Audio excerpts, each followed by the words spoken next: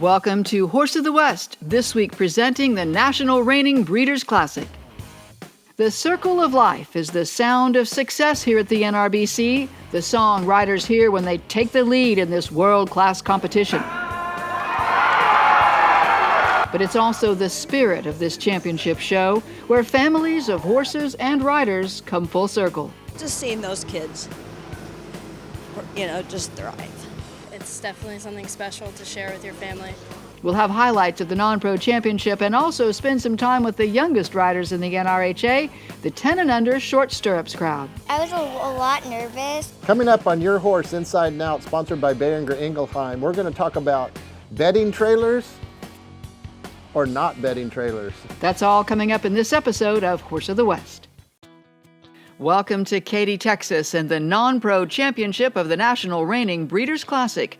The show is back in Katy, Texas after the pandemic year that caused a postponement and a change of location. It's a big turnout, and the quality of the runs has been amazing, and I think we're having right now one of the best finals you could ask for. So it's been exciting and good reining and good camaraderie and just people glad to be together back here. This is the 24th year for the NRBC, which is funded by a stallion nomination program. Stallion owners pay into a fund so their sire's offspring are eligible for the competition. The money in the fund supports the purse, which this year totals nearly $1.2 million, with more than $500,000 added. And this year, the NRBC is paying more than ever down the non-pro card, below the top money-earning Level 4 division. One of the things we're most proud of this year is that we added an additional $50,000 to the levels 3, 2, 1 and prime time in the non-pro. And it made such a difference in the payout for those divisions that we were excited to support this very, very good group of people that have supported our show and make it more lucrative for them. In 2 decades, the NRBC has seen nominated foals develop into nominating sires and grandsires and great-grandsires. That was the idea behind one of the traditions developed here, the playing of a song from The Lion King each morning during the show and during the championship finals. I think initially when we were trying to come up with a song that really defined the NRBC, I was thinking of Circle of Life because of the breeding program and because of the babies and, and then growing up and competing and everything. But you see the same parallel in the exhibitors. You see the same thing. These kids start out in the lead line and then they progress up, and then some of them we're seeing now in the open. So it's very exciting. The circle of life and the building of family legacies is often about more than just winning in the arena. 15-year-old Addie Smersall of Scottsdale, Arizona, is the daughter of NRHA $4 million rider Craig Smersall, who's generally a fairly laid-back guy, but not when he's watching his girls compete. Daughter Addie is riding the mare Craig won his first NRHA Futurity on in 2017. Attack. Well, it's stressful. She has a shot, and, that mare's super special, so you know how I am. I get all teary-eyed and I can't hardly talk, but, it's just special. The whole thing, the horse, the girl. Addie was reserved here by half a point last year on this same mare, a Smersall homebred by NRHA $2 million sire, Paleface Dunnett, out of the family's mare, Miss Little Attitude. She's definitely one of my favorite horses that I've gotten to show. One out, really? Mm-hmm. Yeah, not your very favorite. No, she's my very favorite. She's a very special mare to the whole family. It's a 220 from the judges for Addie, which is a strong score, but the Smersalls know it leaves the door open. That doesn't matter as much as seeing Addie shine. Probably not everyone knows that we adopted Addie and her brother when they were 2 and 3, and, they had a rough start, but this is what, it's incredible. Now here's the rider who will gallop right through that door if you leave it open. 7-time NRBC non-pro champion and Hall of Fame member Mandy McCutcheon of Aubrey, Texas. She finished first in the prelims this year on 5-year-old Arloso Wiz out of Spookin' Jessie. Mandy had her eye on this mare, trained by Fred Thompson, for months before she was able to buy her from owner Josephine Spong-4. Every time I saw Josephine ride her, she just has that studious look. Studious, I want to do what you want to do, look in her eye, kind of. So that's kind of what drew me to her. I mean, her stop drew me to her first, and then the more I watched her, the more I just liked her mentality and stuff. The first obstacle was Mandy's husband, NRHA $1 million rider Tom McCutcheon. Tom was like, she's expensive, what do you think? And I was like, I really like her. And I kind of had to talk Fred and Josephine into it. I had to talk Tom into it. There was a lot of talking going on. But so far it's paid off, and I really love her. So do the judges here at the NRBC. A score of 224.5 will move Mandy McCutcheon into first place. Mandy's daughter Carly's also made the NRBC non-pro final, though she spent all winter riding jumpers. We'll see her a little later. Now here's another legacy rider on a legacy horse.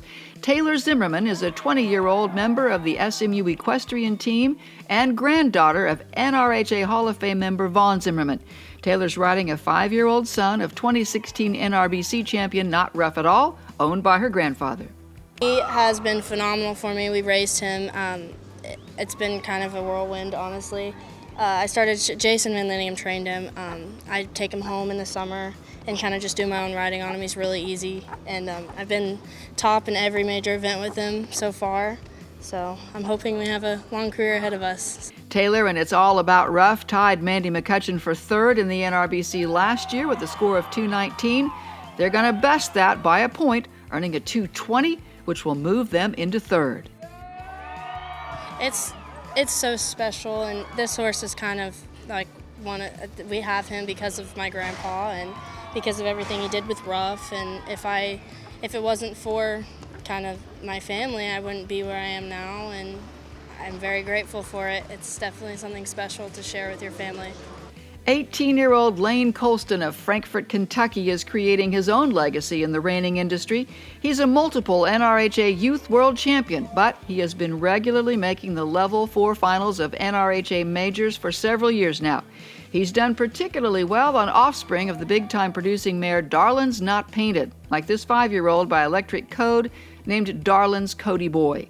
Lane says the Darlin's Not Painted horses just seem to fit his personality.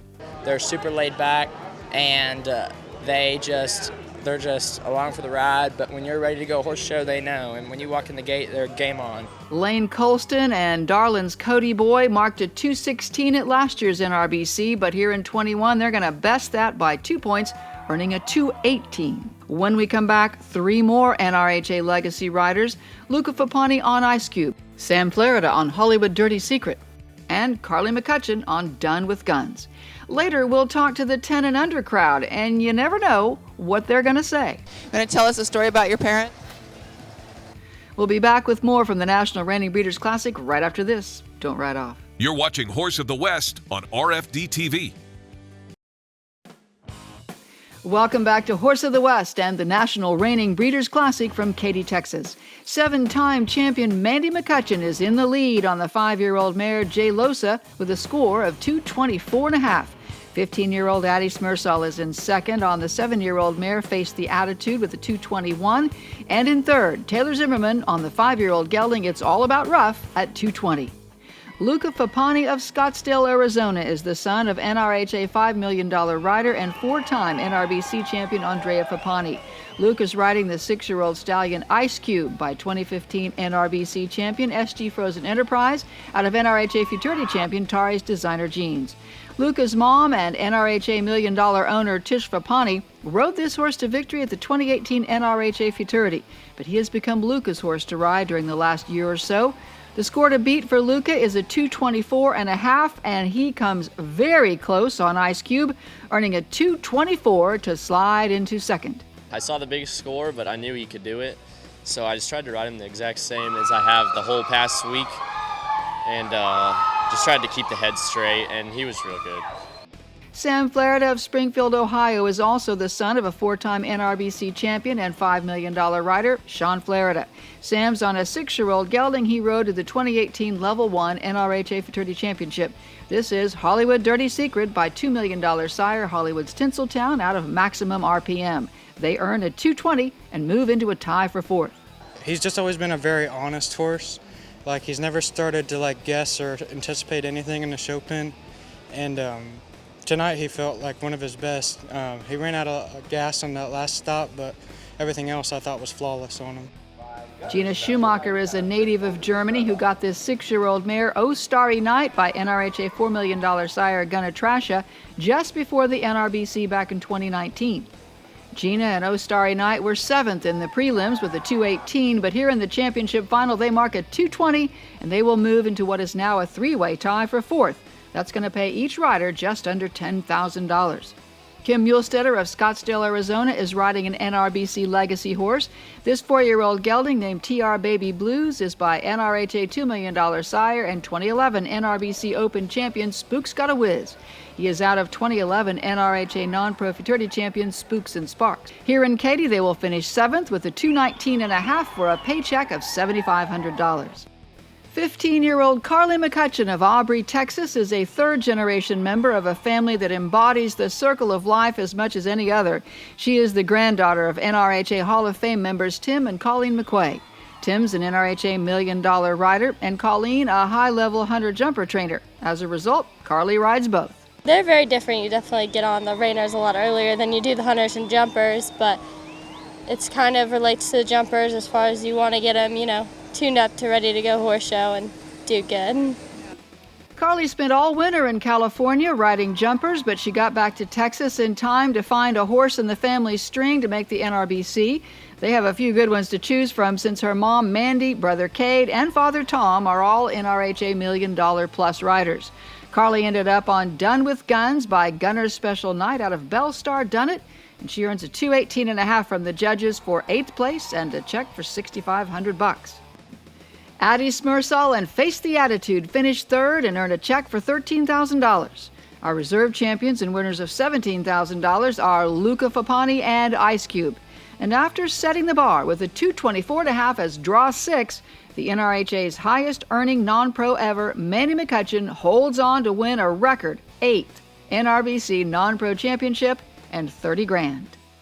I love so much what we do, and I enjoy so much what we do. You know you love what you do when at the end of that run yesterday, I didn't even, I was a little choked up even before they said the score, they did anything, because she showed so well for me and she tried so hard for me, and she just was, it was some of the most fun I've had showing a reining horse in a long time. And Mandy loves this 5-year-old mare J-Lo said that she had such a hard time getting her hands on. She does grab you by the heartstrings 100%, because she does have a sweet look in her eye and a innocence to her that I really, really like. So now is the hard part holding on to her? It seems like it.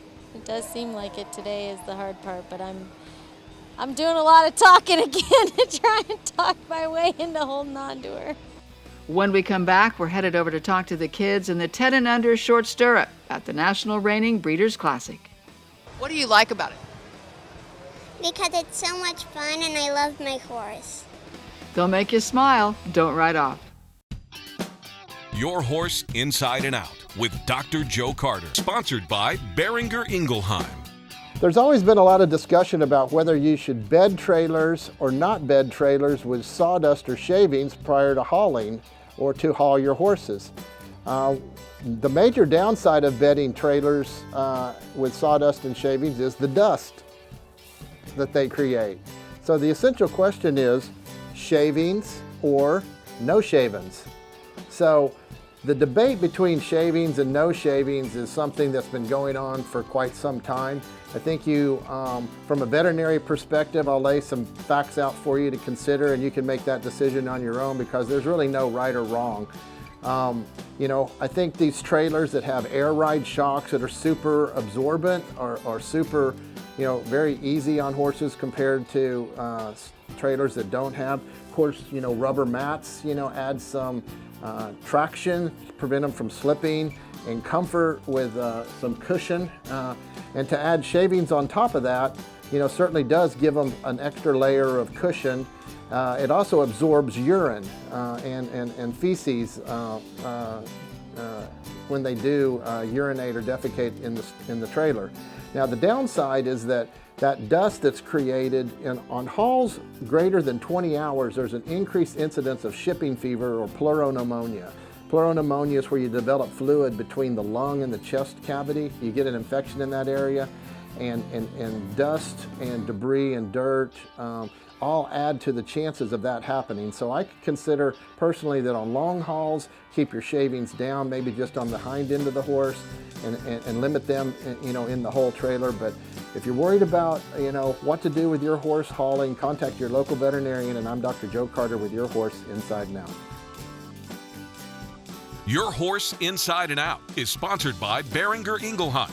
Before making any decisions about your horse's health, be sure to contact your veterinarian. Go to virtualhorsehelp.com for interviews and insights from top reining and reined cow horse professionals, and to worldwideslide.com for bi-weekly news coverage of reining around the world, both with completely free access online. Come ride with Virtual Horse Help and Worldwide Slide. NRHA Reiner Magazine, the official publication of the National Reining Horse Association, filled with industry news, along with training tips, in-depth features, and horse health info. Read online at nrha.com. Welcome back to Horse of the West and the National Reining Breeders' Classic from Katy, Texas. The youngest class in which reiners ride on their own is the 10 and under short stirrup. Let's meet the crew here at the NRBC. My name is Lainey Petra, and I'm 9 years old, and my horse's name is Thelma Tag. Well, it's just fun to be on a living animal and just riding around with it. And it's not riding a car or just a scooter or a skateboard. It's riding an animal. I think that's cool. My name is Lily Walters, and I'm 10 years old, and my horse's name is Sabrina. How I got started is my mom owned a company.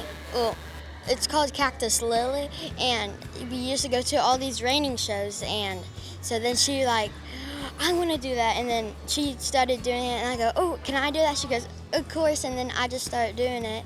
My name is Sebastian Cervantes. I am 8 years old. My horse's name, SGC High Stage was. I started when I was 4, with my dad walked the horse. And my favorite thing about the reining is how good they are. What do you want to do when you grow up? Be a horse trainer. I'm 9 years old, and my horse is Little Man. He really loves apple treats. He likes to get into things sometimes, but he's a really good horse. My name is Lexi Laster. I'm 9 years old, and my horse's name is Jay. What's he like to you? What does he mean to you? Like my best friend by my side. I've been reining for about 2 years. I like to do it because my brother did it, and I saw him do it, and it looked fun. My name is Isabella Sabra. I'm 11 years old, and my horse's name is Marshall. This is my first year doing reining, and I just like doing it. It's just really fun to do. I like going fast, so that's part of it, and that's really it. I really like it. My name is Cecilia Guimaraes. I am 9 years old, and I call my horse Junior. I've been reining for a year and a half, and I just like it because it's interesting, and I like a challenge. How'd it go out there for you today? I did really good. She did amazing. I love both of my horses. I think I did great. My name is Kimber, and I'm 8 years old, and my horse's name is Grace. She means a lot to me, and that we are best buddies, and we have been together for a long time. I've been riding for 2 years, and why do you like it? Because it's fun, and it's my sport. Now, does someone else in your family do reining? Yes. Tell me about the other people. My dad does reining, and he's really good at it. My name is Ellie, and my horse is named Thelma Tag. 7 years old. A lot of the parents of these short stirrup riders are NRHA professionals who say they get more nervous when their kids show than when they themselves do. It's easy as a professional to always point out this didn't work, this needs to get better, but I try to be positive first. And a little positive reinforcement never hurts, as Sebastian and Melanie Petrel's daughter Ellie explains. You had a little bet with your dad about this. Tell me about that. Well, if I got over 60, he'll buy me a milkshake.